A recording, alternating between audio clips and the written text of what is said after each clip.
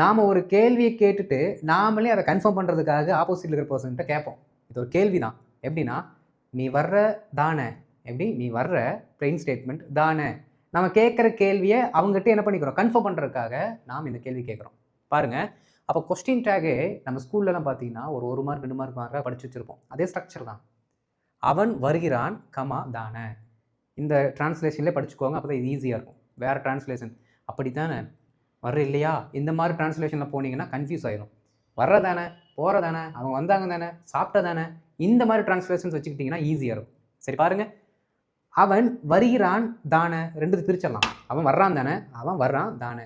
அப்போ அவன் வர்றானுங்கிறது முழு வாக்கியம், அதை அப்படியே சொல்லுங்கள். He is coming comma isn't he. இந்த இஸ்ன்ட் ஹீ எப்படி வந்துச்சுன்னா, எந்த வேர்ப் இருக்கோ அந்த வேர்பை நெகட்டிவில் போட்டுட்டு அதற்கடுத்து எந்த சப்ஜெக்டை பற்றி பேசுகிறோமோ அந்த சப்ஜெக்டை போட்டு ஒரு கேள்விக்குறி போட்டுற வேண்டியதான். எண்ட் ஆஃப் த வீடியோவில் ஒரு சிம்பிளான ட்ரிக் சொல்லி கொடுக்குறேன். எண்டு வரைக்கும் பார்த்தது உங்களுக்கு புரியும், இல்லாட்டி புரியாது. He is coming isn't he. He is coming isn't he. அவன் வர்றான் தானே. அவங்க என்ன திட்டினாங்க தானே, அவங்க என்ன திட்டினாங்க தானே. ஒரு முழு வாக்கியம், அதற்கடுத்து அந்த கொஸ்டின் டேக். தே ஸ்கோல்டட் மீ. இந்த ஸ்கோல்ட் அப்படிங்கிற வார்த்தை பாஸ்டில் இருக்குது. பாஸ்டில் ஒரு கேள்வியை கேட்கறதுக்கான ரூட் வேர்டு இந்த வார்த்தையில் என்னென்னா டிட்டு. அதனால டிட்டு. இது பாசிட்டிவ்ல இருக்கனால நாட்டுங்கிற வார்த்தை போட்டாச்சு. Tint they. தே எங்கே இருக்குது, இங்கே இருக்குது. They scolded me didn't they. They scolded me didn't they. படம் நன்றாக இருக்கிறது தானே. The movie is good isn't it. The movie is good isn't it. The movie is good isn't it. படம் நல்லா இருக்குது தானே. ரைட். நாம் அங்கே இருந்தோம் தானே. We were there weren't we. We were தேர்.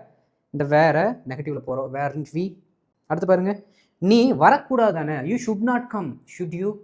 இங்கே நெகட்டிவில் இருக்குது, அப்போ இங்கே பாசிட்டிவில் கொண்டு வரணும். You should not come, should you. இப்போ நம்ம கேட்போம். இப்போ நண்பர்களே, எல்லா இடத்துலையுமே இந்த வேர்பை மாற்றி மாற்றி போட்டு பேசுகிறது நம்ம கன்ஃபியூஷனாக இருக்கும், தலைவலியாக இருக்கும். இன்னிலிருந்து அதை விட்டுருங்க. வேற ஒரு டெக்னிக் சொல்லி கொடுக்குறேன், அதை யூஸ் பண்ணுங்கள். எந்தெந்த இடத்துல எல்லாமே இந்த தானே அப்படிங்கிற வார்த்தை நீங்கள் கேட்குறீங்களோ அந்த இடத்துல எல்லாமே இந்த பர்டிகுலர் கொஸ்டின் டேக் பதிலாக நீங்கள் ரைட் அப்படிங்கிற வார்த்தை கேட்டுவிட்டு போயிருங்க, வேலை முடிஞ்சுது. எல்லாத்துக்கும் ஒரே ரைட்டு தான். வாங்க, he is coming right. அவன் வர்றான் தானே. he is coming right. they scolded me right. they scolded me right. you should not come here right. you should not come here right. நீங்கள் வரக்கூடாது தானே. சிம்பிள். ரைட். பாருங்கள், உங்களுக்கு இது புரிஞ்சுது தானே. இந்த பர்டிகுலர் சென்டென்ஸை காமெண்ட்டில் இங்கிலீஷில் போட்டுருங்க.